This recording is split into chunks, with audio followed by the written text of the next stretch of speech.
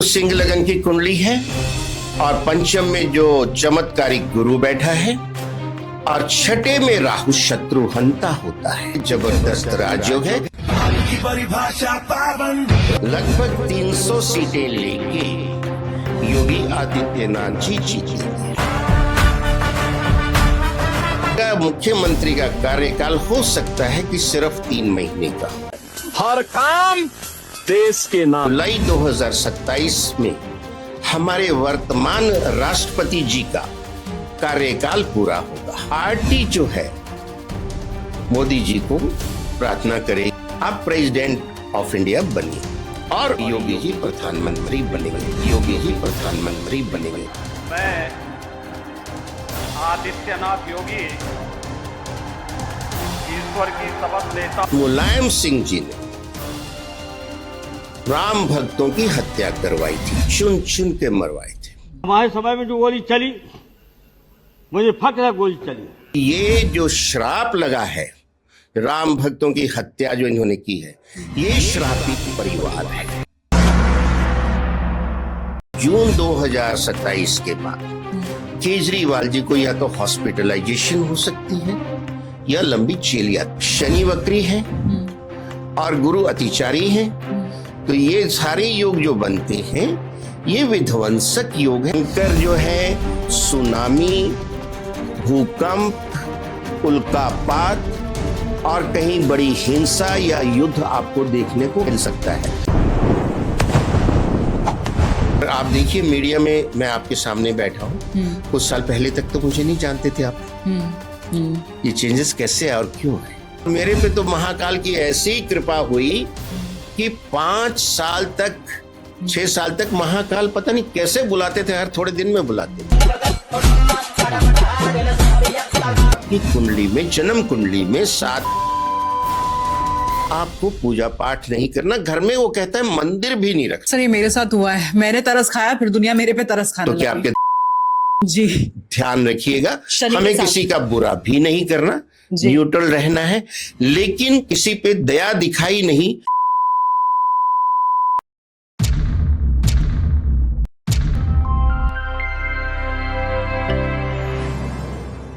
Rakesh sir बहुत बहुत स्वागत है आपका। धन्यवाद, नमस्कार। राकेश सर आप देख रहे हैं किस तरह की खलबली मची हुई है, उस पर तो चर्चा होगी, लेकिन सबसे पहले यूपी चुनाव को लेकर क्योंकि आपने खास तैयारी कर रखी है और जो भविष्यवाणियां हो वो वाकई चौंकाने वाली हैं। किस तरह की भविष्यवाणियां हैं? जी हाँ, हमारे पास उनकी कुंडली है, दिखाएंगे और आपको मैं उसका पूरा वर्णन देता हूँ कि कब उनका जन्म हुआ है। पौड़ी गढ़वाल का उनका जन्म है और क्या प्लेनेट की सिचुएशन है और उनकी जो अभी महादशा चल रही है वो शुक्र की चल रही है। शुक्र की महादशा सभी 9 ग्रहों में सबसे लंबी होती है 20 ईयर्स। मैं चाहूंगी जरा आप कैमरे पे भी दिखा दें ऐसे करके सर कुंडली। और योगी जी का जो जन्म है 5 जून 1972, समय जो हमें मिला है दोपहर में 11:05 फोरनून, और पौड़ी गढ़वाल उत्तराखंड। तो सिंह लगन की कुंडली है और पंचम में जो चमत्कारिक गुरु बैठा है और छठे में राहु शत्रु हंता होता है। लाल किताब ये कहती है जबरदस्त राजयोग है। ऐसे जातक को दूसरे को फांसी देने का भी अधिकार होता है, क्योंकि वो न्याय व्यवस्था का सबसे सर्वोपरि होता है। चंद्रमा इनका सप्तम में है और कुंभ राशि है। कुंभ राशि की चल रही है 7.5। 7.5 में भी देखिए कहते हैं शनिदेव जी कर्म फल दाता है, 7.5 में भी ये जीतते चले आ रहे हैं और जून 2027 में इनकी 7.5 समाप्त हो जाएगी अगले साल से। जी हाँ, और उसके उसी समय के लगभग उससे थोड़ा पहले चुनाव ड्यू है यूपी के। और इनके कर्म भाव में जो सत्ता का स्थान है वहां सूरज, बुध आदित्य योग, शार्प ब्रेन, और शनि साथ में बैठे हैं। शनि 10वें पक्के घर के मालिक होके वहां बैठे हैं। अद्भुत कर्म की कुंडली, ये कर्मठ है जिसको कहते थे ना, भगवान श्री कृष्ण का रूप है, कर्म योगी है ये। और मंगल और शुक्र एकादश भाव में बैठे हैं। अब सिंह लगन की कुंडली में मंगल हीरो प्लेनेट होता है, योग कारक। मंगल इनके चौथे घर का मालिक है और भाग्य का मालिक है। अब मंगल क्या दिखाता है? बहुत पावरफुल चीज, अग्नि तत्व को दिखाता है। चौथा घर क्या दिखाता है? आपका भूमि, भवन, वाहन वगैरह। तो जो वाहन कैसा होगा? अब इनकी भूमि कैसी होगी?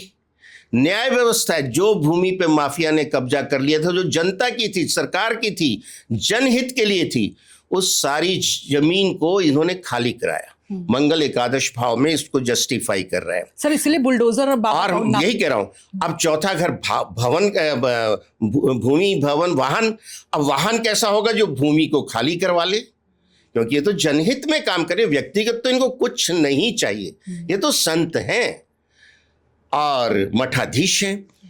तो इनका जो वाहन है बुलडोजर है और वो जनहित में चलता है और जो है अत्याचार के खिलाफ चलता है।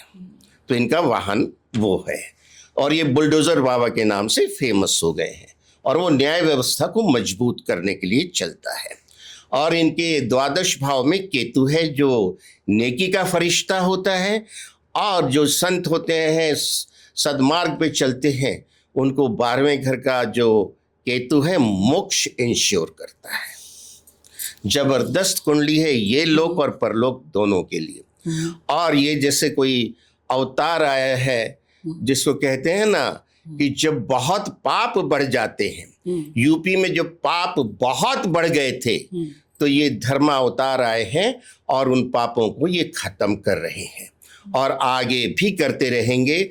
और यूपी को इन्होंने उत्तम प्रदेश बना दिया है, जबरदस्त उसकी प्रोग्रेस हो रही है।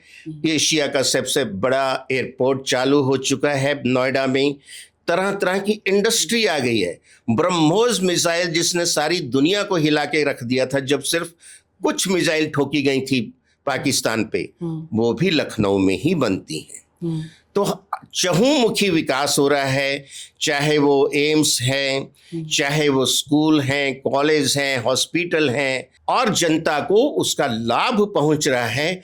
और जो भगवान श्री राम के मंदिर की पुनर्स्थापना हुई है, ये सिर्फ सनातन के लिए नहीं है, ये पूरे विश्व की जो प्राकृतिक व्यवस्था को मजबूत करता है।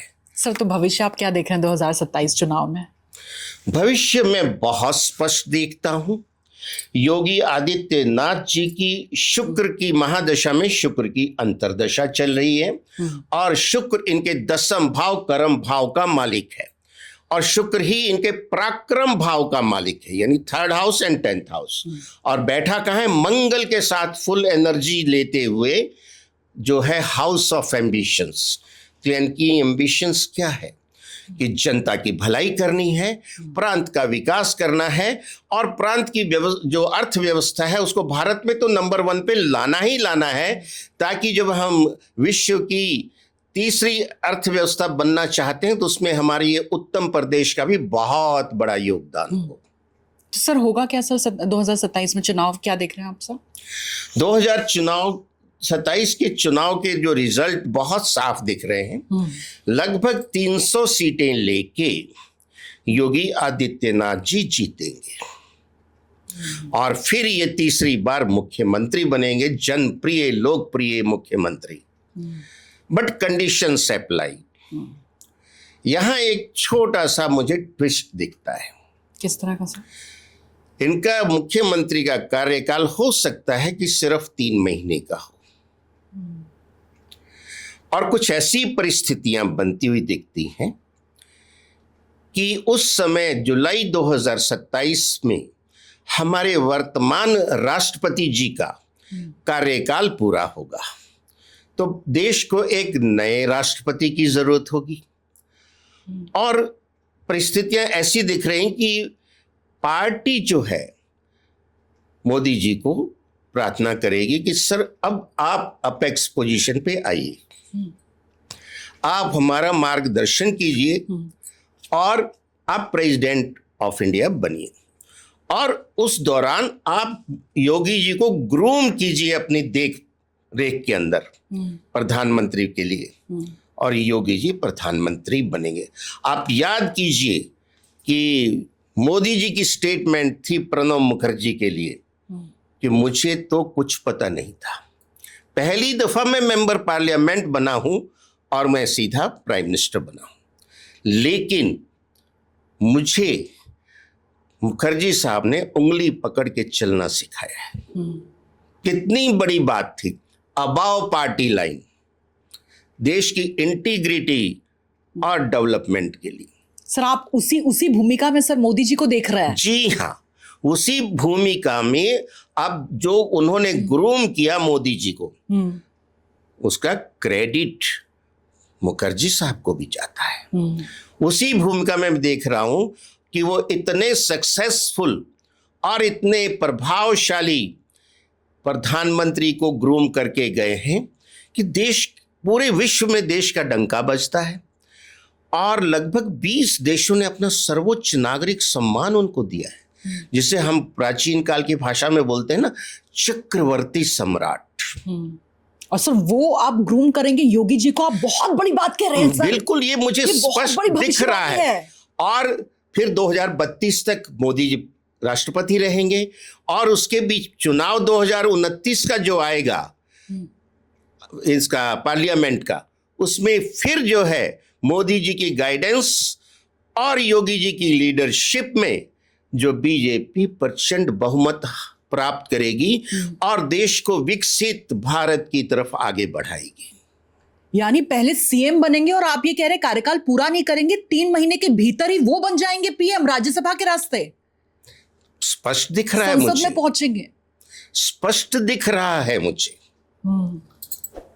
सर 1 साल के अंदर, और इससे पहले भी सर इस तरह की आप भविष्यवाणी कर चुके हैं और एक एक भविष्यवाणी सर आपका ये ट्रैक रिकॉर्ड रहा है, एक एक भविष्यवाणी चाहे वो बंगाल को लेकर हो जाए, बिहार को लेकर हो जाए, सभी सटीक साबित हुई है। ये मां सरस्वती की कृपा है, माता पिता का आशीर्वाद है। लेकिन योगी जी के लिए आप ये कह रहे हैं हम तो सीएम पूछ रहे हैं, लेकिन आपने तो धमाका कर दिया सर पॉडकास्ट में। आप ये कह रहे हैं सीएम तो छोड़िए, वो पीएम बनेंगे और वो भी अगले साल, राज तिलक हो जाएगा सर उनका। जी हाँ, और उनकी कुंडली जो है अद्भुत है, सिंह लगन की कुंडली है। शेर जंगल में राजा होता है, दहाड़ते हैं शेर की तरह और सुरक्षा भी देते हैं शेर की। उनकी 5वें घर में धनु राशि का गुरु है। धनु राशि का जो गुरु होता है वो गुरु द्रोणाचार्य होता है, जो शस्त्र विद्या में पारंगत होते हैं। और वो गुरु हैं, जब अर्जुन से पूछते हैं क्या दिखता है तो वो कहता आंख। तो वो उस गुरु के चेले हैं। आश्रम में वो गए गुरु गोरखनाथ जी के, और वहां जो उनके गुरु थे, तो लाल किताब ये कहती है कि पंचम भाव का मालिक तो सिंह, यानी सिंह राशि सूरज है, लेकिन उसका कारक जो है गुरु है। तो कारक गुरु वहां अपनी मजबूत राशि, मूल त्रिकोण राशि का है, उनके गुरु ने उनका उत्थान करा दिया। दूसरी बार भी प्रचंड बहुमत से जीते हैं और बहुत अच्छी सरकार दी है, हर एक को सुरक्षा मिली है। और एक कैरोना करके वहाँ कस्बा था, ये इनके टाइम में, अखिलेश जी के टाइम में, वहाँ के मुसलमानों ने, कट्टर मुसलमानों ने हिंदुओं को मार मार के उस कस्बे से बाहर निकाल दिया था। हिंदू मुक्त कस्बा बनाया गया था और उनके संरक्षक थे अखिलेश जी। योगी जी जब आए तो उस गांव में हिंदुओं को प्रॉपर्टी पे जो कब्जे किए गए थे, जो उनको तंग किया गया था, बिल्कुल उन्होंने उनको वापस भेजा। और गांव की चौपाल जैसे होती है, वहां बीच चौराहे पे बैठे थे कि अगर अब किसी हिंदू को किसी ने हाथ लगा दिया तो फिर मुझसे बुरा कोई नहीं होगा, कानून व्यवस्था चलेगी। अब बताइए ऐसे शासक को प्रचंड बहुमत से पब्लिक क्यों नहीं जिताएगी? देखिए, योगी आदित्यनाथ जी की जो परफॉर्मेंस है, हम 2017 ऑनवर्ड लगातार देख रहे हैं। Right sir. ये एक क्रिमिनल स्टेट था जहां लोगों का शाम को सूर्यास्त के बाद निकलना पॉसिबल नहीं था। पूरा का पूरा माफिया के ग्रिप में था ये स्टेट। लूट पाट, चोरी चंडाली बड़ी कॉमन बात थी। हिंदू बहू बेटियों को उठा ले जाना, रेप के केसेस, जबरदस्ती उनके साथ निकाह करना, ये सब बड़ा कॉमन था। और हालात ये हो गई थी कि पहले के जो चीफ मिनिस्टर थे वो एक तरह से डमी थे, और जो राज था, जो शासन है, माफिया अपने वेस्टेड इंटरेस्ट के हिसाब से लोगों में टेरर पैदा करके करते थे। और एक बार तो कहते हैं ये हालत हो गई थी, एक माफिया गैंग ने लगभग 20 पुलिस वालों को बंधक बना लिया था, और उसमें मुलायम सिंह जी मुख्यमंत्री थे। उन्होंने हाथ जोड़ के उस माफिया से विनती की कि मेरे बाप, आप इनको छोड़ दीजिए, नहीं तो मुझे लोग मिट्टी में मिला देंगे। This was the situation of the state. लेकिन सर आज तो आज देखिए कि किस तरह योगी आदित्यनाथ जी ने माफिया को खत्म किया। The law and order condition has changed, sea change, और वहां आम आदमी सुरक्षित है। 24 घंटे बिजली आती है, पहले बिजली के लंबे कट लगते थे, और जो है आज हिंदू वहां सुरक्षित हो गया है। हिंदू ही नहीं, जो गरीब और पिछड़े मुसलमान थे, मुसलमान माफिया उनको भी बहुत तंग करता था, उनके साथ भी इनजस्टिस होता था। आज वहां न्याय का शासन है, तर्क संगत न्याय संगत सरकार है, और सबका साथ सबका विकास। पहले इक्वेशन बनती थी MY मुस्लिम यादव, भाई बाकी जो लोग हैं क्या वो कीड़े मकोड़े हैं? उनकी कोई वैल्यू नहीं है? वैल्यू उनकी भी उतनी ही है। और एक बहन जी तो आई, अद्भुत थी वो क्या कहती थी? तिलक तराजू और तलवार, इनको मारो जूते चार। आप भी मीडिया में थे, आपने ये स्लोगन सुना है? बिल्कुल। क्या ये स्लोगन होना चाहिए एक सभ्य समाज के अंदर? यस और नो? No no. आप किसको साथ लेके चलेंगी? और जब आज एक स्वच्छ प्रशासन, मजबूत प्रशासन देश हित में, प्रांत हित में, जनहित में है, वो है योगी आदित्यनाथ। और सबका साथ सबका विकास, और कानून व्यवस्था इतनी कड़ी है, कायदे में रहोगे तो फायदे में रहोगे।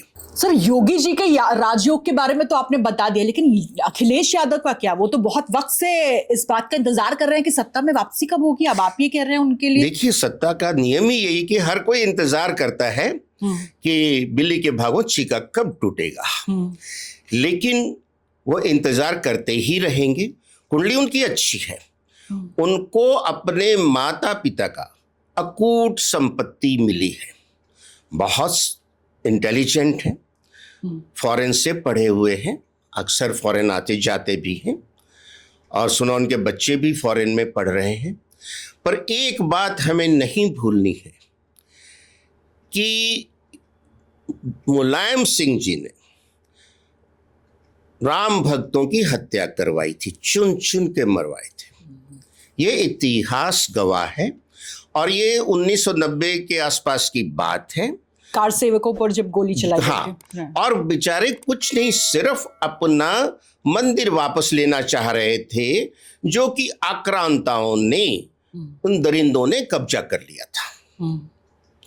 और वो मुलायम सिंह जो है औरंगजेब और बाबर के एजेंट की तरह काम कर रहे हैं कि हम वापस नहीं लेने देंगे, उस वक्त और बड़े गर्व से कहते हैं कि हमने मरवाए हैं, जरूरत पड़ेगी तो और भी राम भक्तों को मरवाएंगे। और यूपी में FIR होती थी, what is the crime? Ram भक्त। अब आप, एक आदमी ने इतने राम भक्तों को, वो अपने व्यक्तिगत स्वार्थ के लिए नहीं लड़ रहे थे, वो अपनी सनातन संस्कृति के लिए लड़ रहे थे। भाई एक चीज आप मुझे बता दीजिए, यस नो में रिप्लाई दीजिएगा। मोहम्मद साहब भारत में पैदा हुए थे? नो। खुदा साहब भारत में पैदा हुए थे? नो। ख्वाजा साहब भारत में पैदा हुए थे? नहीं। बाबर भारत में पैदा हुआ था? कुरान भारत में लिखी गई थी? नहीं। और कुछ चंडाल लोग सुप्रीम कोर्ट में हलफनामा देते हैं कि भगवान श्री राम तो इमेजिनरी कैरेक्टर है। जहां राम की जन्मभूमि है, राजा राम हुए हैं, वहां उनको इमेजिनरी बताया जा रहा है, और जो लोग यहाँ के हैं नहीं उनके लिए आप उनको मरवा रहे हैं। तो ये जो श्राप लगा है, राम भक्तों की हत्या जो इन्होंने की है, ये श्रापित परिवार है। शापित है सर आप कह रहे हैं? जी हाँ, ये श्रापित परिवार है। ये सत्ता में अब वापिस आए, ये बहुत मुश्किल है। जनता देख चुकी है इनके कारनामे, मैंने गिनाए हैं। सर महिला सुरक्षा तो बहुत बड़ा मुद्दा था, माफिया राज, महिला सुरक्षा। बिल्कुल, माफिया आप ये राज। देखिए, मैं उस हिंदू को खुद कहता हूं, आप अखिलेश जी को वोट डालना, यदि चाहते हैं आपकी बहू बेटियां घर से उठ जाएं, उनका जो है निकाह मुसलमान जबरदस्ती कर लें, आपको मार मार के निकाल दिया जाए, जैसे संभल और कैरोना में निकाला गया है। शाम को 6 बजे के बाद बाहर निकलने की आपकी हिम्मत ना हो, आपके बिजनेस जो है वहाँ जो किडनैप करके फिरौती मांगी जाए, लाइट आनी बंद हो जाए, सारा जो है क्राइम फैल जाए, माफिया का राज आ जाए। तो जिस हिंदू को ये पसंद है वो अखिलेश जी को वोट दें, क्यों नहीं भाई, आपकी अपनी मर्जी है, ये जनतंत्र है। अगर ये इस कॉन्सेप्ट क्लियर है और अगर आप चाहते हैं कि शासन व्यवस्था अच्छी हो, लोग सुरक्षित रहें, प्रांत का विकास, और ये चीजें सामने हैं, एक एक चीज सामने है आपके विद प्रूफ, और अब की जनरेशन ने पिछले 10 साल में देख भी लिया है। तो सच्चाई की यानी जीत एक तो श्राप हमेशा है, होती दूसरा शासन है आप कह रहे हैं। हाँ, वो चाहे, और तीसरी सर उनकी कुंडली है, जो आपने शायद उनकी मैंने सारी चीजों को, मैं वो ज्योतिषी हूं जो पहले देश का एक प्रबुद्ध नागरिक हूं, और मैं देश काल परिस्थिति के हिसाब से ज्योतिष की गणना करता हूं। अखिलेश जी चाहे राज्यसभा में बैठे, लोकसभा में बैठे, विधानसभा में बैठे, इसमें कोई दिक्कत नहीं है। वो अपोजिशन में अपोजिशन लीडर हैं, कोई दिक्कत नहीं। सर सीएम की कुर्सी पर नहीं बैठेंगे, क्यों जनता बैठाएगी? आप ही जवाब दीजिए। आप ही कह रहे हैं सर ज्योतिषी आधार में भी यही है, मैं कह रहा हूं उनकी कुंडली में जबरदस्त पितृ दोष पहले से ही है, और ऊपर से श्रापित है। और श्राप का मैं आपको बताता हूं प्रभाव। महाराजा दशरथ जो थे वो शब्द भेदी वान के बहुत बड़े निपुण थे, और वो शिकार खेलने जाते थे, राजा लोग शिकार खेला करते थे। तो एक बार जब वो शिकार खेलने गए तो उनको लगा कोई जानवर पानी पी रहा है, तो जंगल में जो होते हैं तालाब वगैरह, वहाँ पानी पीने आते हैं। उन्होंने उस शब्द के मतलब आधार पे जो गुड़गुड़ सुनी, शब्द भेदी बाण चला दिया और उस तरफ बढ़े। बाण जब जाके लगा तो उसके सामने जो किसी जानवर की आवाज नहीं है, किसी मनुष्य के कराहने की आवाज थी। तो भागे भागे गए कि ये तो अनर्थ कर बैठा। मैं जाके देखा तो एक युवक छटपटा रहा था, और उनका बाण तो था, उससे कोई बच जाए होता ही नहीं था। तो उन्होंने उसको जाके संभाला और अपना परिचय दिया। कहते आप कौन हो? कहते मैं जो है श्रवण कुमार, मेरे माता पिता अंधे हैं और मैं उनको तीर्थ यात्रा पे लेके निकला, उनके लिए पानी भरने आया था। खैर राजा साहब ने कोशिश की, दशरथ जी ने उनको बचाने की, नहीं बचा पाए। और फिर वो जो थोड़ी दूर पे बहंगी रखी थी माता पिता, उनको जाके उन्होंने अपना सारी बात बताई, रोते रोते बताया कि ये चल बसा, और उसके लिए क्षमा मांगी उन्होंने, और कहा मैं आपको राजमहल लेके चलूंगा, मैं आपकी सेवा करूंगा, ये मुझसे बहुत बड़ा अपराध हुआ है। महाराजा दशरथ कह रहे हैं एक के बाई मिस्टेक मरने पे, और इन्होंने हजारों मार दिए, कहते जरूरत पड़ेगी तो और मारेंगे, कोई पश्चाताप, जस्ट कंपेयर, प्रकृति से ऊपर कोई नहीं है। लेकिन वो नहीं माने। बूढ़े माता पिता ने उनको श्राप दिया कि जिस तरह हम पुत्र वियोग में तड़फ तड़फ के मर रहे हैं ना, तुम भी पुत्र वियोग में तड़फ तड़फ के मरोगे। और उन्होंने प्राण त्याग दिए। अब ये श्राप लग गया उनको। अब इस श्राप की कंडीशन को फुलफिल होना है, कैसे होना है? राजा राम को राजपाट मिलना था, मिला उनको वनवास, और कैसे मिला वो सर्वविदित है। और तड़फ तड़फ के राजा दशरथ ने प्राण त्याग दिए। ये हो पुत्र वियोग में ही त्याग। तो जिस तरह हमें अपने पूर्वजों की अकूत संपत्ति, सत्ता, सब कुछ मिलता है, उनके कुकर्म, उनके पाप, उनके श्राप भी मिलते हैं। यानी राजा राम का कोई कसूर नहीं था। 14 साल जंगलों में वो भटके, राजा का प्राणांत हो गया। ये वो केस है, इससे बचना बहुत मुश्किल है। ये प्रकृति है। सनातन क्या है? प्रकृति है। यानी आप ये कह रहे हैं कि अखिलेश यादव को भी इस तरह का एक श्राप लग गया है। मैं पूरे डिस्क्राइब करके पूरे आपके साथ तर्क और प्रूफ के साथ बता रहा हूं। अगर इसमें कोई भी बात गलत हो तो आप मुझे कह सकते हैं कि ये बात गलत। क्या इन्होंने मरवाए नहीं है और उसका प्राउड नहीं लिया है? इनकी पार्टी के दूसरे सांसद भी कहते, यदु मुल्ला कहें, ये कहें, वो कहें, हमें तो बहुत प्राउड है। जबकि जो नाम गिना है उनमें कोई भी भारत में पैदा नहीं हुआ था। आपने खुद माना है। तो जो सच्चाई है, आखिर कब तक आप उससे मुंह फेरते रहेंगे? सर, उनके लिए तो बहुत अच्छा विकल्प आपने तैयार किया। अभी आप ऑफ द रिकॉर्ड बता रहे थे, फॉरेन में सेटल हो जाएं, वहां बल्ले बल्ले। देखिए, उनकी कुंडली बहुत अच्छी है। अदरवाइज धन की स्थिति आप उनकी भी लेकर आए शायद। हाँ, उनकी जो धन की स्थिति है और उनकी जो एजुकेशन की स्थिति है, अदरवाइज स्टेटस है, कोई कमी नहीं है। पर श्राप जो लग गया, और उनकी कुंडली में भी पितृ दोष है। तो अगर वो फॉरेन में सेटल होते हैं, कोई भी अपना बिजनेस करें, कुछ करें, और बहुत सी कंट्रीज में जो है सिटीजनशिप दी जाती है कुछ एक पर्टिकुलर अमाउंट। भारतीय मूल के लोग सर वहां भी राजनीति में आते हैं, तो वहां ये चमक जाएंगे आप? हो सकता है कि वहां के कायदे कानून अगर इनको जो है परमिट करें, क्या करें, वो that we do not know, depend upon country to country. लेकिन फॉरेन में जाके रहेंगे, बहुत अच्छी लाइफ जिएंगे। यानी एक तरह से आप उनको वनवास ही दे रहे हैं। मैं नहीं दे रहा हूं, मैं कुंडली जो कहती है वो बताता हूं। और बहन जी के लिए, मायावती के लिए भविष्य? अब बहन जी ने तो बात ऐसी की कि वो एक बार काठ की हड़िया तो चढ़ गई उनके। 5 साल वो रह ली। लेकिन उसके बाद क्या हुआ बहन जी का? आज उनके कितने एमएलए हैं, कितने एमपी हैं, कितने राज्यसभा के सांसद हैं? रिवाइवल का सर कोई स्कोप नहीं है? बिल्कुल नहीं है, बिल्कुल नहीं है। ये देश गुलदस्ता है, तरह तरह के फूलों से सजा हुआ, और इस चीज का हमें हर भारतीय को गर्व है। देखिए, जब आपका सिद्धांत ऐसा होगा कि तिलक तराजू और तलवार, इनको मारो जूते चार, तो भाई कौन आपको वोट देगा? क्या उन्होंने देश की विरासत को नहीं मजबूत किया, आहुतियां नहीं दी बनाने के लिए? बड़ा मिसकॉन्सेप्शन है लोगों में हमारी जो वर्ण व्यवस्था को लेके है। This was nothing, simply a division of labor. ये सिर्फ डिवीजन ऑफ लेबर था हमारा, जो सनातन में जो था।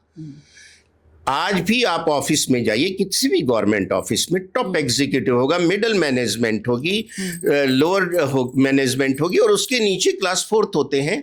तो क्लास 4 वही हुआ जिसको हरिजन कहा गया, दलित कहा गया। ऐसा नहीं था, और उसमें पूरा मूवमेंट था।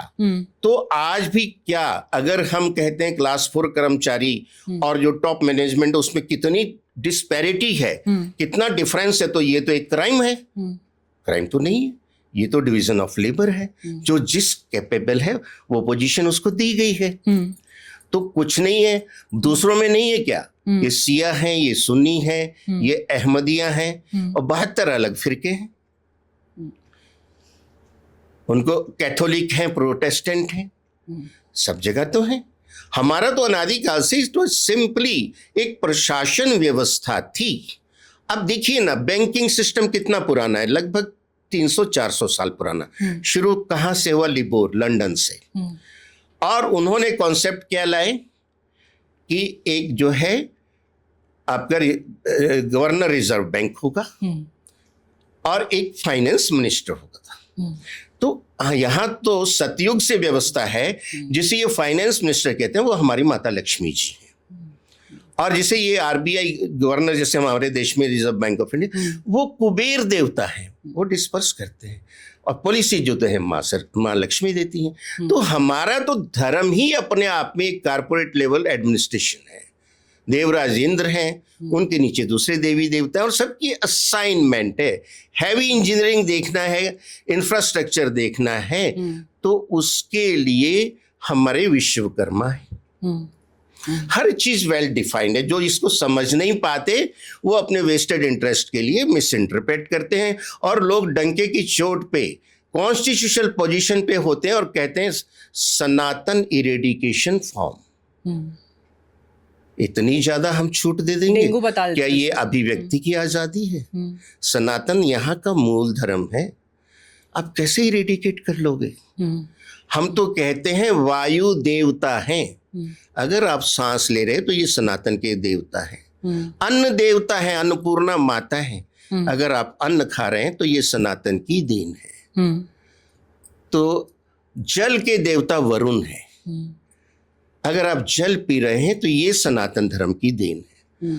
आप इस धरती पे हैं तो आप सरवाइव कर रहे हैं तो सिर्फ और सिर्फ सनातन के कॉन्सेप्ट पे ही कर रहे हैं।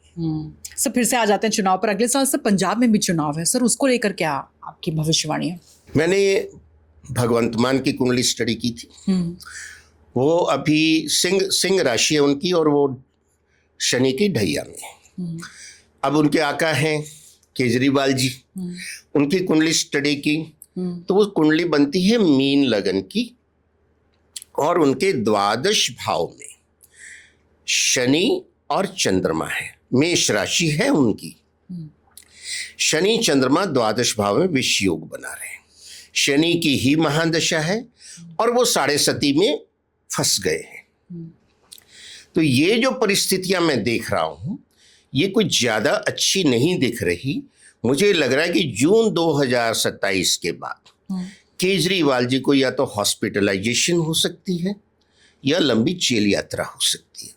कैसे होती ये परिस्थितियां जाने, ज्योतिषीय आकलन के हिसाब से।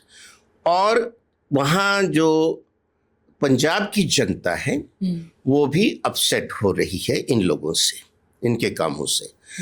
और अगर कोई नई इक्वेशन आती है पंजाब में, और उसमें जो मैं देख रहा हूँ इनके 7 राज्यसभा सांसद राघव चड्ढा के साथ बीजेपी ज्वाइन कर चुके हैं, और पिछले पंजाब के चुनाव में राघव चड्ढा ने आपको जिताने में काफी बड़ा रोल, अहम रोल किया था, और इस बार वो बीजेपी में है। तो मुझे थोड़ा सा टफ कंपटीशन दिखता है, और मार्जिनली ऐसा दिखता है कि हो सकता है कि राघव चड्ढा को आगे करें, संगठन को मजबूत करें, और भी अपना कोई ये अलायंस बनाएं बीजेपी वाले, तो इनको सत्ता मिल सकती है। यानी आपकी वापसी सर मुश्किल है? हाँ, काफी टफ है, कांटे की टक्कर है। कांटे की टक्कर। सर एक बार अमित शाह की कुंडली आपने देखी है क्या सर? क्योंकि अमित शाह के लिए ये भी कहा जाता है कि संभावना एक तरीके से जताई जा रही थी किसी वक्त वो भी पीएम बनेंगे, लेकिन वो पीएम इन वेटिंग ही बने रहे, लालकृष्ण आडवाणी की तरह। किंग मेकर है लेकिन मैं बताता हूँ। मेष लगन की कुंडली है अमित शाह जी की, बहुत कर्मठ हैं, बहुत कैपेबल हैं, दुनिया देख रही है। और उनकी 7.5 प्रारंभ हो गई है, उनकी भी मेष राशि वालों की हो गई, और उनकी कुंडली में बुधादित्य योग है तुला राशि में, यानी उनका जो सूरज है वो नीच का है। तो मेरी अब तक की जो स्टडी है एस्ट्रोलॉजी पे डिकेड्स की, उसमें मैंने देखा है कि जिनका तुला का सूरज होता है, क्योंकि पॉलिटिक्स में अपेक्स पोजीशन देने में सूरज का बहुत बड़ा रोल होता है। अब सूरज ही नीच का हो गया, तुला में सूरज नीच राशि है, मेष में उसकी उच्च राशि है। तो यही सेम केस देखा गया था आडवाणी जी की कुंडली में भी, तुला का ही सूरज है।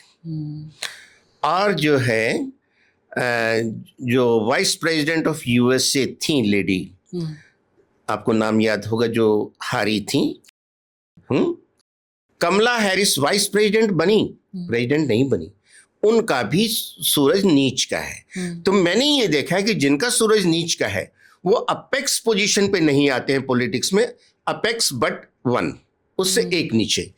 और अमित शाह जी समय के साथ डिप्टी पीएम तो बनेंगे, और जब तक रहेंगे होम मिनिस्टर इनके पास रहेगी, and he is giving the wonderful performance and affect as a home minister. और ये याद दिलाते हैं हमें आयरन मैन सरदार पटेल की, बिल्कुल उन्हीं की लाइनिंग पे चलते हैं। यानी डिप्टी पीएम बन जाएंगे आप ये डिप्टी कह रहे पीएम बनेंगे। और अगर आज इनको पार्टी कहे भी कि आप पीएम बन जाइए, तो ये खुद दूसरे का नाम प्रपोज करेंगे कि मैं एक्सपोर्ट में बैठा हूं ना, साथ हूं ना। ये इनको वो लालसा ही नहीं है। सर लेकिन कुंडली में वो कौन सा योग होता है जो किसी को किंग मेकर बना देता है, चाणक्य बना देता है? मोदी जी के साथ साथ रहे और देखिए चाहे बात गुजरात की हो या देश की हो, उनके लिए तो लकी बास्केट के से कम साबित नहीं हुए अमित शाह। कई बार एक जोड़ी जो बन जाती है ना, वो बहुत सक्सेसफुल जाती है। धुरंधर जोड़ी है सर ये पॉलिटिक्स की। बिल्कुल बिल्कुल धुरंधर जोड़ी है और पूरी तरह देश के लिए समर्पित है। देश की प्राचीन संस्कृति और आन बान शान के लिए समर्पित है। पर्सनल इनको कुछ नहीं है, ये मैं बता दूं। इसीलिए इनका जो त्याग है, कर्मठता है, वो देश को इतना आगे ले गई है। आप देखिए इंफ्रास्ट्रक्चर का विकास 2014 के बाद जो हुआ है, क्या वो पहले वो स्पीड थी? एक ये जो अटल टनल बनी है हिमाचल में, ये कहते हैं कोई 1972-75 में इसकी पत्थर रख दिया गया था नींव स्टार्टिंग का, लेकिन पाकिस्तान ने कोई धमकी दे दी तो उसका काम ही रोक दिया गया। बैकफुट पर आ गई सरकार। बैकफुट पे आ गई उसमें की सरकार। क्या मतलब हम अपने देश में क्या बना रहे हैं, क्या कर रहे हैं? दूसरी कंट्री की क्या औकात की उसमें बीच में चूं कर जाए। और आज वही कंट्री जो है भिखारी शरीफ हो गई है। ये आप में गट्स होने चाहिए। 2004 से 13 तक आए दिन बम फटते थे। लोकल ट्रेन बॉम्बे की 2 बार वहां बम फट गए। आज पूना में फट गया, आज हैदराबाद में फट गया, आज गुवाहाटी में फट गया, दिल्ली में दिवाली से पहले फट गया, जयपुर में मंदिर में फट गया। हमले बहुत और आम बात थी। 26/11 जो हुआ था बॉम्बे का, तो दहला दिया था। और इनको और ये जो सैकड़ों लोग मारे गए थे, उसमें मुस्लिम भी बहुत मरे थे, क्योंकि वीटी स्टेशन पे जो लोग हज करके आए थे, वो सैकड़ों की तादाद में प्लेटफॉर्म पे लेटे हुए थे, अपने अपनी ट्रेन का इंतजार कर रहे थे। वहां तक बाई एयर आते हैं। और वो जो कसाब ने फायरिंग की, मारे गए, वो भी बहुत मारे गए, दुखद हुआ है। और ये बात सारी जो धर्म से ऊपर उठ के की जानी चाहिए देश हित में। और उसके बाद कसाब जिंदा पकड़े गए, प्रूव हुआ कि वो पाकिस्तानी जो है टेररिस्ट है, रेडिकल मुसलमान है। और नहीं तो ये तो भगवा आतंकवाद का नाम देने की सोच रहे थे। और ये देखो 36 इंच के सीने की सरकार, और वो मतलब वो सरकार एक तरह से नपुंसक थी। डोजियर दे रहे हैं यूएनओ में जाके। अरे जिसने मारा उसको मारो ना। अभी पिछले साल जो 24 हिंदुओं का धर्म पूछ के रेडिकल इस्लामिक लोगों ने, आतंकवादियों ने कश्मीर में मारा, उसका जो हिसाब 15 दिन के अंदर चुकता किया गया। और आपको और हमें, पूरे भारतवासियों को, हमारी लीडरशिप को सैल्यूट करना चाहिए। 4 दिन के अंदर उनको धूल चटा दी, घुटनों पे आ गए। सिर्फ 4 दिन युद्ध चला। अब उनकी औकात नहीं दोबारा ऐसी हिम्मत कर जाए। और ट्रंप साहब जो उसमें मजाक उड़ाते थे हमारा, इनके 6 जहाज गिर गए, इनके 8 गिर गए, मैंने मध्यस्थता की है। तो भाई साहब 28 फरवरी से लेके अगस्त हो गया, आपने तो हर तरह की मध्यस्थता कर ली, आपने युद्ध बंद कर लिया अपना। आपने गिनती तो बताई होती, आपके कितने सैनिक मरे हैं, आपके कितने जहाज गिरे हैं। तो हमें भ्रम में नहीं रहना चाहिए। Our leadership is the best leadership in the world as on today. Sir क्योंकि आप ट्रम्प की बात कर रहे हैं सर, तो सर देश दुनिया के लिए क्या प्रेडिक्शंस है? क्योंकि सर 8 महीने तो ऐसे ही ऊहापोह में चले गए। वर्ल्ड वॉर हो रहा है, शुरू हो रहा है, क्या है, कभी तेल का संकट, कभी प्रधानमंत्री ने खुद सामने आके कहा कि भाई अब 1 साल सोना नहीं खरीदना है, कोई फॉरेन ट्रैवल नहीं करना है। तो इस तरह की बात कहीं ना कहीं डर पैदा करती है सर कि अभी 4 महीने क्या होगा। आप क्या प्राकृतिक आपदाएं देख रहे हैं? आप किस तरह की अर्थव्यवस्था को लेकर भविष्यवाणी करेंगे? इसके बारे में बताइए। कोई डरने की बात नहीं है। हमें हर स्थिति में अपनी को मजबूत रखना है। भाई सोना आपको क्या खाने के लिए चाहिए? Is it so necessary? हमारे फॉरेन करेंसी पे प्रेशर है, हमें प्रायोरिटाइज करना है। हमें क्रूड ऑयल प्रायोरिटी है। एनर्जी सेक्टर को हमें नीचे नहीं गिरने देना है, क्योंकि उस पर सारी आगे इंडस्ट्री और डेवलपमेंट है, सोने पे नहीं है।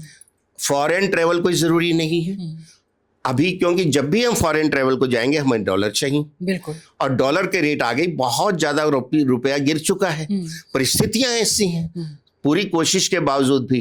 तो अगर हम देश हित में 1 साल सोना ना खरीदें, जो वो भी इंपोर्ट करना पड़ता है, 800 टन के लगभग इंपोर्ट होता है हर साल, कितना फॉरेन करेंसी जाती है।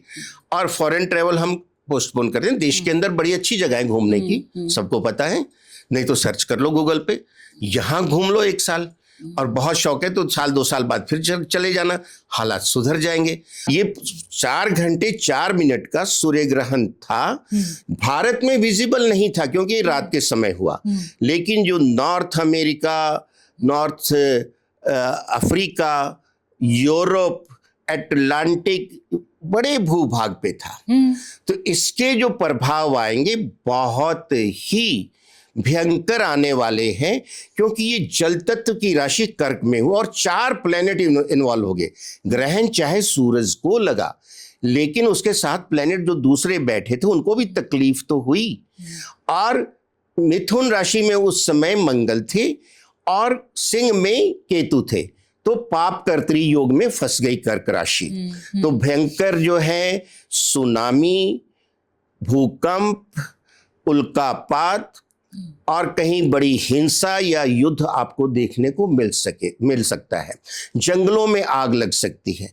और इतना ही नहीं, 28 अगस्त को बहुत बड़ा चंद्र ग्रहण आ रहा है, 16 दिन का गैप है, और ये चंद्र ग्रहण जो होगा कुंभ राशि में होगा, और कुंभ राशि में राहु उसको ग्रहण लगाएगा। और उसके द्वादश में शनि वक्रगति से चल रहा है मीन राशि में, और उस समय सामने सिंह राशि में सूरज होगा और बुध होगा। तो फिर जो है इसका प्रभाव और भयंकर होगा। 1 और 11, 16 दिन के गैप पे दोनों बड़े ग्रहण हो गए, सूर्य ग्रहण भी और चंद्र ग्रहण। हालांकि ये भी भारत में विजिबल नहीं है, लेकिन हमें ये ध्यान रखना कि सूरज और चंद्रमा तो एक ही है, तो थोड़ा प्रभाव तो भारत पे आएगा, लेकिन फिर भी भारत पे कम आएगा। और दूसरे जहां ये विजिबल हैं वहां बहुत भयंकर आने वाला है, जैसे मिडल ईस्ट की कंट्रीज हैं, टर्की है, सऊदीया है, उधर ये इसका फर्क बहुत पड़ने वाला है, रशिया है। तो ये कोई भयंकर युद्ध की तरफ इशारा है। और नेचुरल कैलेमिटीज तो आप सुन के परेशान हो जाएंगे। आगजनी की घटनाएं बहुत होंगी। यूरोप में जो है ये सांप्रदायिक हिंसा भड़क सकती है। और सर, ये जो ट्रम्प है और वर्ल्ड वॉर की तरफ जाता हुआ युद्ध नजर आ रहा था, अभी तो कुछ वक्त के लिए तो सीजफायर नजर आ रहा है, लेकिन क्या इसको लेकर भी आप ये भड़कता हुआ देख रहे हैं सर? जी हाँ, ये तूफान के पहले की शांति है, आहट है। अच्छा।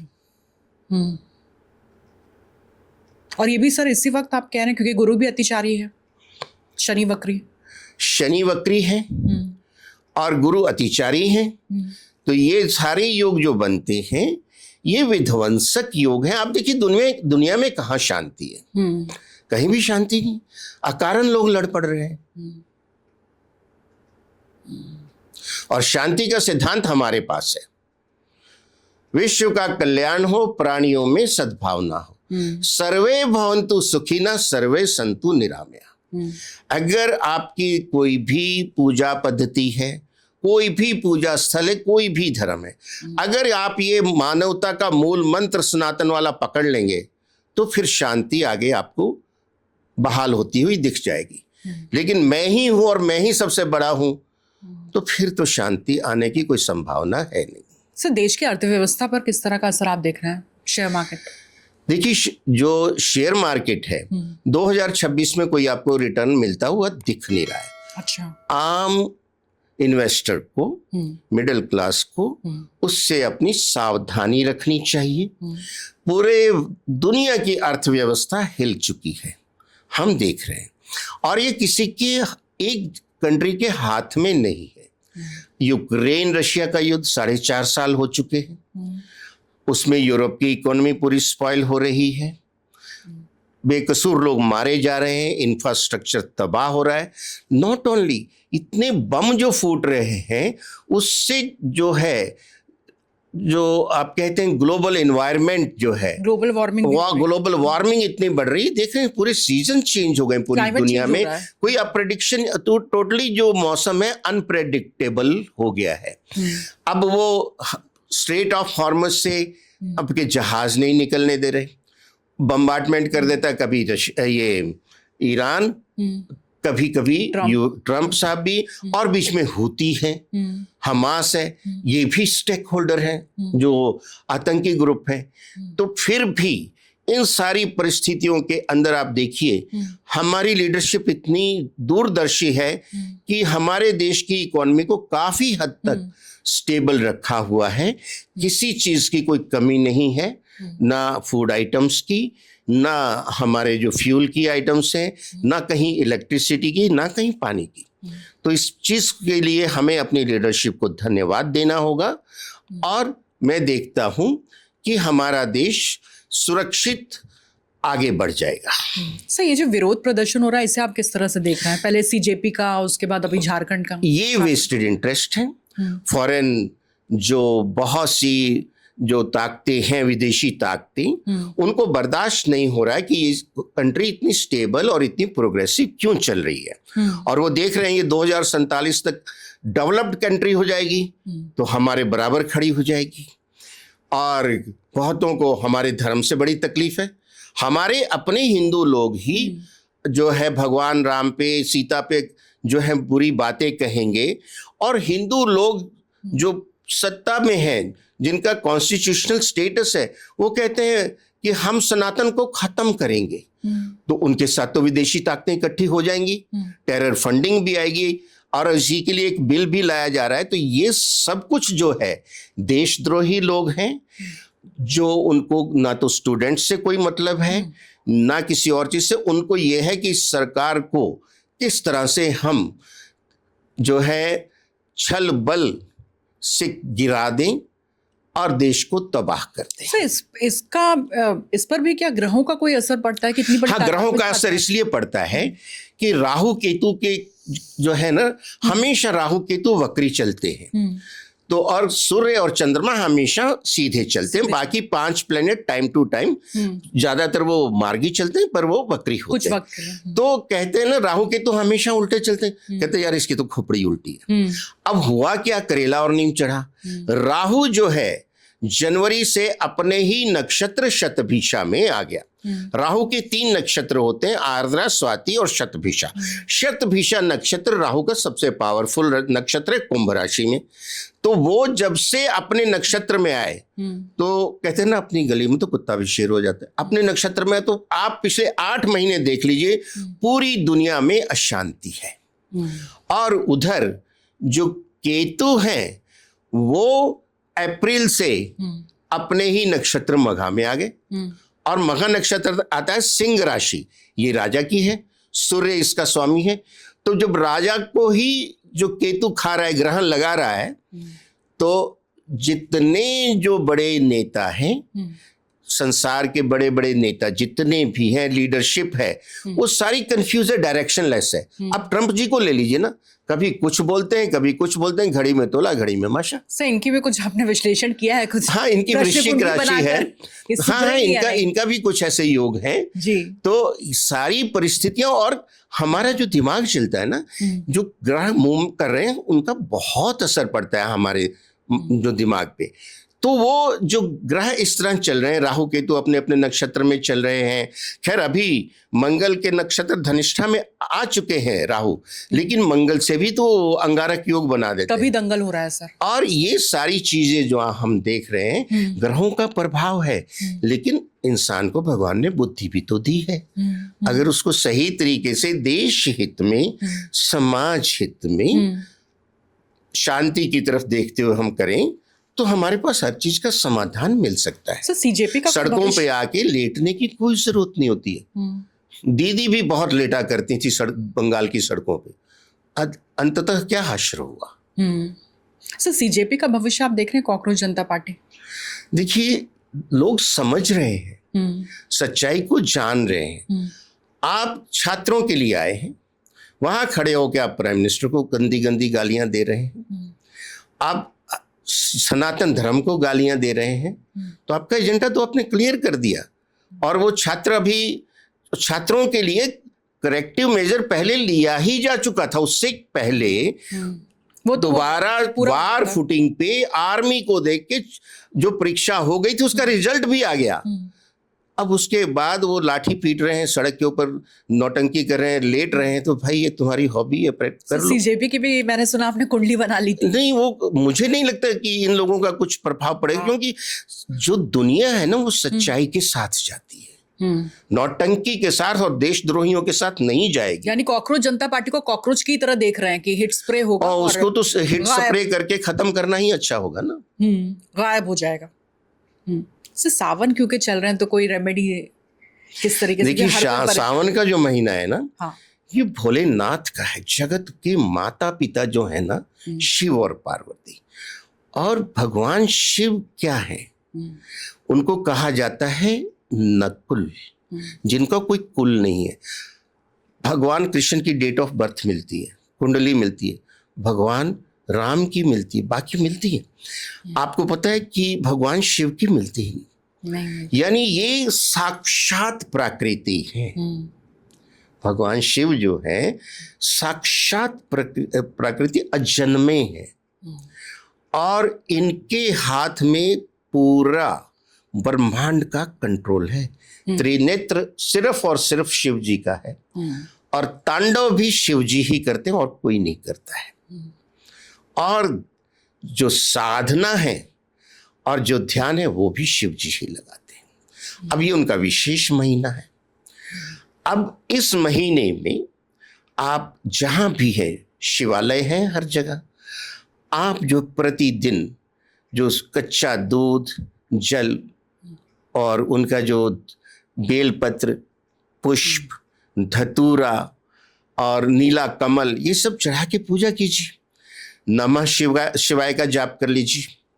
भाई आपको बड़े मंत्र नहीं आते, ओम नमः शिवाय का जाप कीजिए।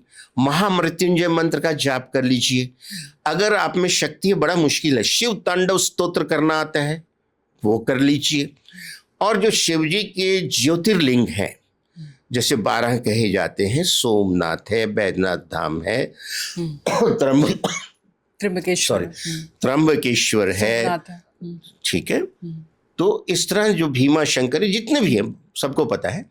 वहां अगर आप आसपास कहीं जाके एक बार सावन में दर्शन करते हैं तो बहुत ही आनंद और आपको बहुत ही ऊर्जा आएगी, ब्लेसिंग आएगी।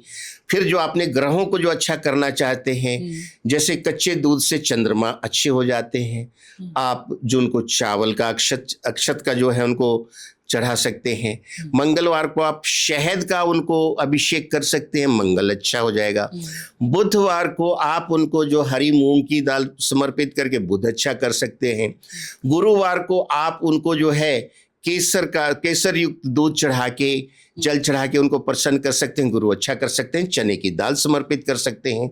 शुक्रवार को चावल और दूध से कर सके शुक्र अच्छा कर सकते हैं। सुगंधित चीजें चढ़ा सकते हैं। शनिवार को जो है आप सरसों का तेल, उसमें काले तिल डाल के उनका अभिषेक करके शनि और राहु केतु को प्रसन्न कर सकते हैं। तो आप इस तरह से दिन के हिसाब से और अपनी ग्रह स्थिति के हिसाब से गाइडेंस लेके भी कर सकते हैं। और नहीं तो जो मैंने बताया जनरल जो उनकी पूजा बेलपत्र, धतूरा, पुष्प, दूध, जल से करते रहिए और उनके किसी भी मंत्र का जाप कीजिए, आपका भला होना निश्चित है। उज्जैन के बारे में कहा जाता है, महाकाल के बारे में कहा जाता है कि सिर्फ वही जाता है जिसका वक्त बदलने वाला होता है और जिससे बुलावा आता है। आप मानते हैं ऐसा? बहुत मानता हूं, और मेरे पे तो महाकाल की ऐसी कृपा हुई कि 5 साल तक 6 साल तक महाकाल पता नहीं कैसे बुलाते थे, हर थोड़े दिन में बुलाते थे। और खास करके जो नाग पंचमी का दिन होता है श्रावण मास में, उसमें तो जो वहाँ चंद्रेश्वर मंदिर है वहाँ तपस्या करते हैं भगवान शिव, और वो साल में सिर्फ एक दिन खुलता है नाग पंचमी के दिन, और उसके लिए 24 घंटे की लाइन लगती है। मुझे बिना लाइन में लगे वो दर्शनों का सौभाग्य प्राप्त हुआ है। तो मैं इस चीज में पूरा विश्वास करता हूं और मैंने इसको अनुभव किया है, और मेरे पे महाकाल की ये कृपा है। सर, वक्त कैसे बदलता है? क्योंकि आप तो कह रहे थे, आपने कईयों को कहा भी है, गाइड भी किया है कि आप जाइए जो बहुत परेशानी में रहे, तो किस तरह का बदलाव वो देखते हैं सर जीवन में, और कितने वक्त में वो बदलाव आ जाता है? क्योंकि उसके साक्षी आप भी बने हैं। देखिए, वो अपने कर्मों के हिसाब से भी होता है, और अपनी श्रद्धा भक्ति के हिसाब से भी होता है। फिर भी मैंने देखा है कि जब बुलावा आता है जाइए, और मैंने वहां जो सुबह की आरती होती ना भस्म आरती भी मैंने अटेंड की हुई है, और लगभग 1 साल में मेरी जिंदगी में बहुत पॉजिटिव चेंजेस आए। किस तरह के सर? और आप देखिए मीडिया में मैं आपके सामने बैठा हूँ, कुछ साल पहले तक तो मुझे नहीं जानते थे आप। ये चेंजेस कैसे आए और क्यों आए, और लेटर एज में आए। मैं यंग एज में नहीं हूँ, सीनियर सिटीजन हूँ। तो ये भोलेनाथ की कृपा कब और कैसे आ जाए। आप श्रद्धा विश्वास भक्ति तो दिखाइए कुछ, और वो योग बने। और अभी पिछले हफ्ते ही मैं नीलकंठ महादेव के दर्शन करके आया हूँ। अच्छा। और ये श्रावण का मास है जब कांवड़ियों की यात्रा चल रही है, और ऐसी कृपा कि जब हम गए तो हमारे हाथ में पानी नहीं था चढ़ाने के लिए, दूध था। तो एक कांवड़िये ने जो लाया हुआ था अपने जल में से हमें पकड़ा दिया, थोड़ा आप भी चढ़ा दीजिए। तो उसकी कांवड़ यात्रा का पुण्य हमें भी मिल गया। तो ये योग संयोग बनते हैं, आप में श्रद्धा भक्ति होनी चाहिए। यानी एक बार आप अर्जी अपने घर से लगा लीजिए, महादेव बुलाएंगे तो आपका वक्त फिरेगा ही फिरेगा। और फिरना होगा तभी आप पहुंचेंगे भी, वरना बहुत सारे लोग होते हैं सर, वो प्लान बनाते हैं, पहुंच नहीं पाते हैं। इस सावन मैंने भी प्लान बनाया था त्र्यंबकेश्वर का, नहीं जा पाते हैं। हाँ। मैं ये बताता हूँ कि मैं भी बॉम्बे रहता हूँ, और मैं लंबे समय तक त्र्यंबकेश्वर नहीं जा पाया, पर बुलावा आया तो मैं अगले दिन निकल गया। तो बुलावा आने की देर है, नहीं तो आप अपने मोहल्ले के मंदिर में भी नहीं जा पाते हैं। बिल्कुल। और सर आप सालों साल कह रहे थे आप कहीं नहीं जा पाते तो घर में ही रुद्राभिषेक करवा लीजिए इस वक्त, इन दिनों में। जी हाँ, अगर आप अपने पंडित जी को घर पे बुला के रुद्राभिषेक करवा लें तो ये भी बहुत अच्छे फल देता है। आपके घर की नेगेटिविटी दूर हो जाती है और पॉजिटिविटी का संचार होता है। और जो मंत्रोच्चारण होते हैं रुद्राभिषेक के, अद्भुत होते हैं, और वो लगभग 1.5-2 घंटे का होता है।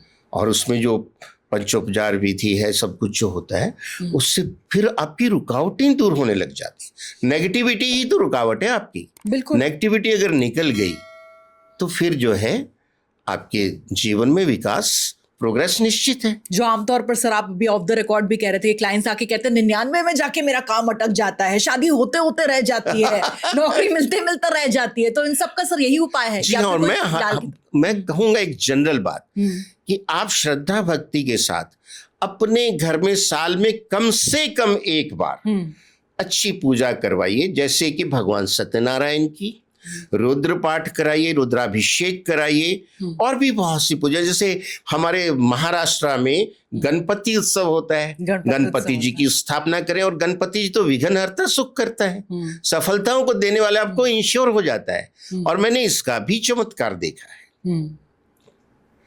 तो आप में श्रद्धा भक्ति है तो प्रकृति आपको साथ देती है। और अगर आपका प्रकृति में विश्वास ही नहीं है तो फिर कहाँ से, जब कनेक्टिविटी ही आप नहीं लाएंगे, भाई मोबाइल में सेटिंग मोड में जाके सेटिंग आपने करनी है। प्रोविजन इज देयर, वहां प्रकृति ने प्रोविजन दिया हुआ है।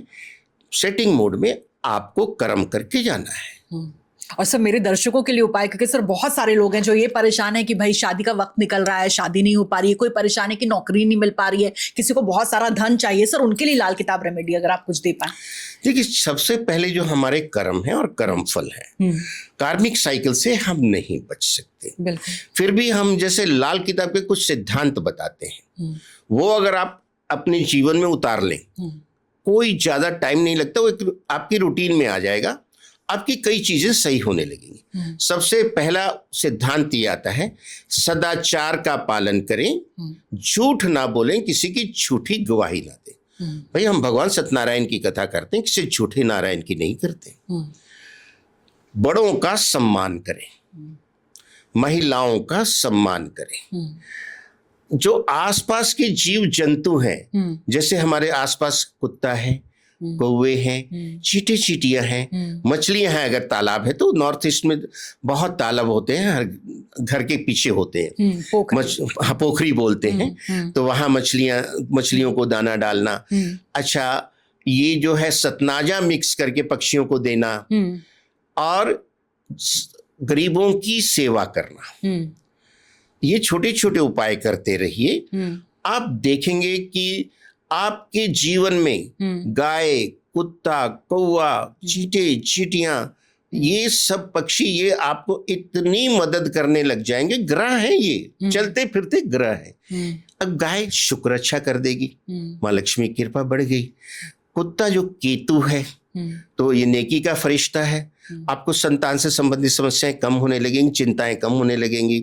सतनाजा आपने दे दिया मिक्स करके पक्षियों को, ये राहु को अच्छा करता है, आकाश की तरफ उड़ते हैं, नीला आकाश राहु है। मुझे वर्ल्ड वाइड जो है मेरे पॉडकास्ट से सुन के लोग मुझे फीडबैक देते हैं, थैंक्स करते हैं। ये सतनाजे से तो कईयों का कमाल हो गया है। 6-6 महीने बाद वो कहते हैं हमारे सालों साल की समस्याएं खत्म हो गई। आपको एक्सपोर्ट इंपोर्ट का बिजनेस है, भाई आप फॉरेन जाते क्या कहते हैं, ओवर द एयर गए थे, जहाज में ही जाते हो, हवा से ही गए हो ना, कहते हैं ओवरसीज गए थे। सीज यानी पानी, जल तत्व। अब मछली को दाना डाल रहे हैं, 70% पानी है हमारे शरीर में, 70 प्रकृति में, और एक्सपोर्ट इंपोर्ट वहीं से होता है, समुद्र से। अगर आप एक्सपोर्ट इंपोर्ट के बिजनेस में मछलियों को दाना डाल रहे हैं तो पता लगा कि आपका उसमें फ्लोरिश होना शुरू हो गया। आपके जहाज रास्ते में कहीं नहीं अटकने वाले। चींटे चींटियों को दे रहे हैं, जमीन के अंदर से आते हैं और खा पी के चले जाते हैं। राजा बली का राज है। जिनकी माइनिंग बिजनेस है, जमीन खोद के तो वो मार्बल निकाल रहे हैं, ओर निकाल रहे हैं, हर तरह की कोयला निकाल रहे हैं, पेट्रोलियम निकाल रहे हैं, अरे उसमें उनकी प्रोग्रेस होने लग जाएगी। अदरवाइज इन जनरल तो वो सबको फायदा दे ही रहे हैं। तो जो छोटी छोटी आपने प्रॉब्लम बताई है ना, ये सारी, इसमें डिस्काउंट आना शुरू हो जाता है। 100% डिस्काउंट की कोई सेल होती नहीं है। कार्मिक साइकिल के अंदर अंदर आपको जितना बेनिफिट प्रकृति दे सकती है दे देती है। फिर जो खास रुकावट है वो अपनी कुंडली का अध्ययन करा के वो विशेष उपाय आप करें। सर पितृदोष के लिए भी आप इसी तरह? जी हाँ, पितृदोष के लिए 3 दिन की पूजा होती है, नारायण बलि, नाग बलि, त्रिपुंडी। ये अभी पितृ पक्ष आ रहा है 26 सितंबर से। इस दौरान अगर आप कराते हैं तो ये आपके लिए बहुत ही अच्छा है। सर कहाँ करानी होती है? ये इसके लिए सिद्ध स्थान है, हरिद्वार है, त्रिवेणी संगम है प्रयागराज, गया जी बिहार, त्र्यंबकेश्वर महाराष्ट्र, और जो है उज्जैन में भी होती हैं ये पूजाएं, शिप्रा के तट पे, क्योंकि कुंभ का क्षेत्र है। तो ये और भी क्षेत्र हैं अलग अलग प्रांतों में, लेकिन ये मुख्य स्थान है हमारे जहां ये पूजाएं होती हैं। और पितृदोष निवारण की पूजाएं करने से धीरे धीरे राहत आनी शुरू होती है। और आप कहते हैं 90% कुंडलियों में होती ही है, तो बिना दिखाए भी आप कर सकते हैं। मैं कहता हूं ये बिना किसी से पूछे पितृ पक्ष में आप नारायण बलि, नाग बलि, त्रिपुंडी कर लें, आपका फायदा ही है। आपके पितरों की आत्मा की शांति होगी ही होगी, और तृप्त हो जाएंगे। और जो आपने कहा कईयों की शादी नहीं हो रही, पता लगा ये कराते ही कुछ टाइम बाद शादी हो गई, संतान नहीं हो रही थी, प्रेगनेंसी हो गई। ये हमारा अनुभव है। मुझे तो मोर देन 4 डिकेड्स हो गए। मतलब इतनी फीडबैक आती है।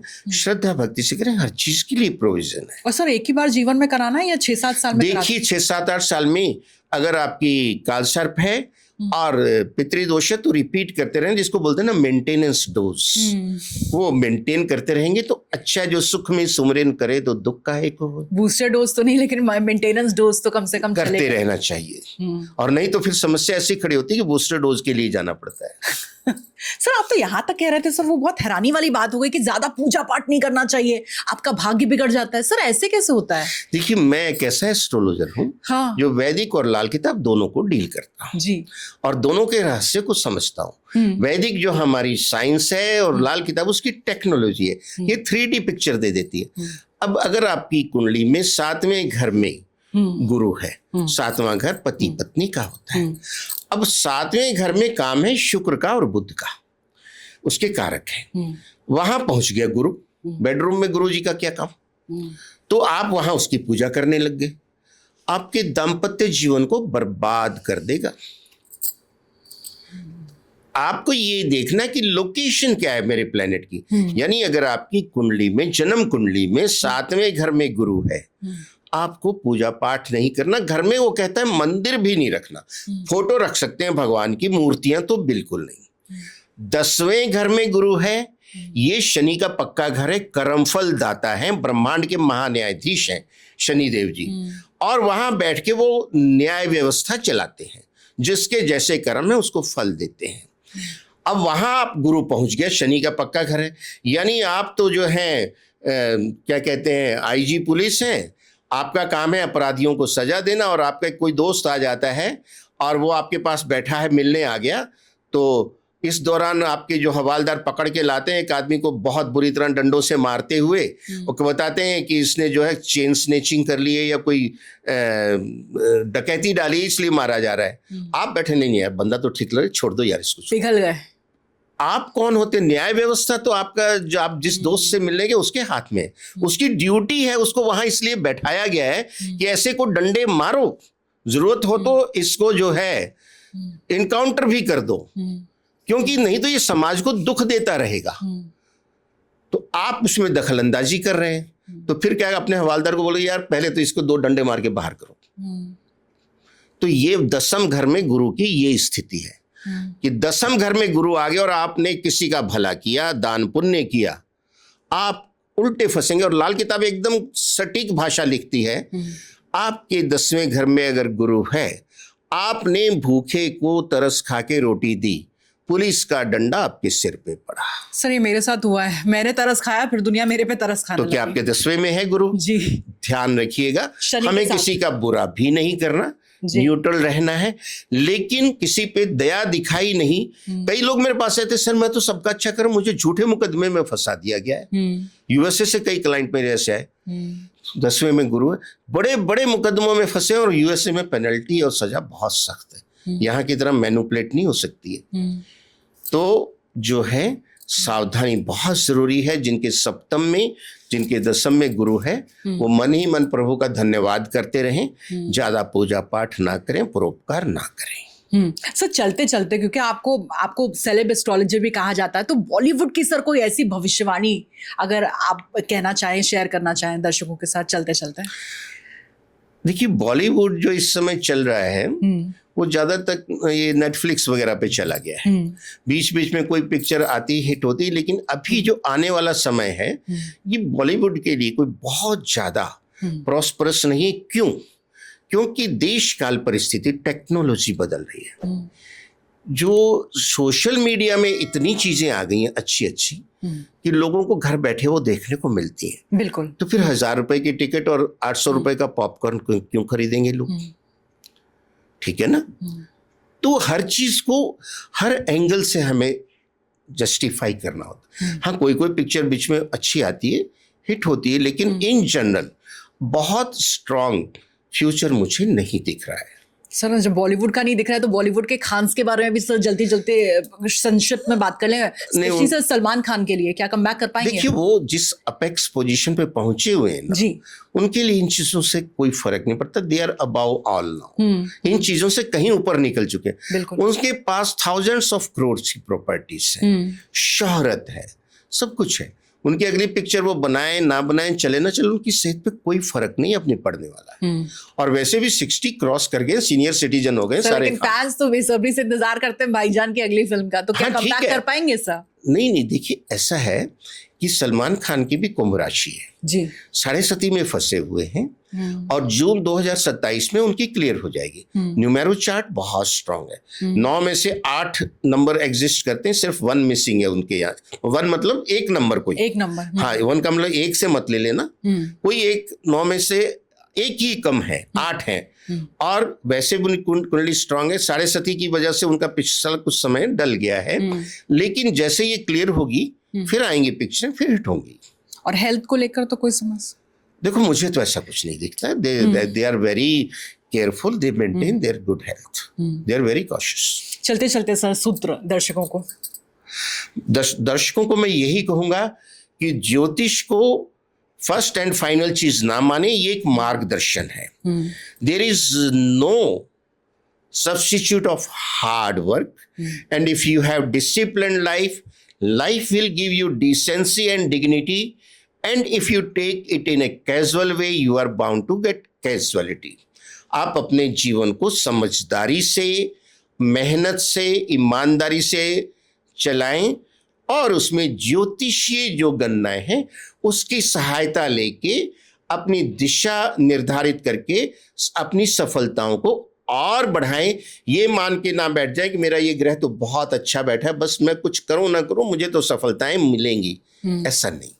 और हमेशा हम ये जो टर्मोइल की स्थिति है वर्ल्ड में, फिर हम अपने सिद्धांत सनातन के सिद्धांत पे सबके लिए यही प्रार्थना करते हैं, विश्व का कल्याण हो, प्राणियों में सद्भावना हो, सर्वे भवन्तु सुखिनः, सर्वे सन्तु निरामय, लेट द पीस प्रिवेल।